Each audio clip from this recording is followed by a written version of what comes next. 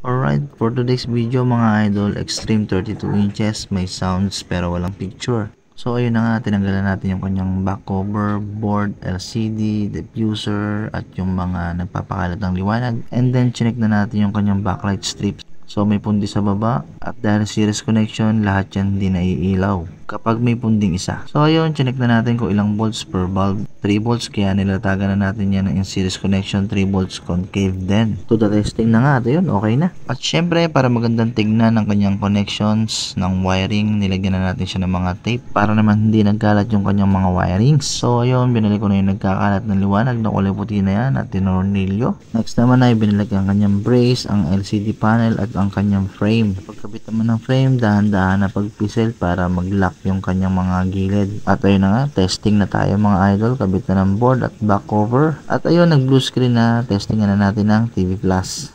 So ayun, may picture na siya mga idol. Thank you for watching. Okay na siya. Ako, nag-vlog pa pala kayo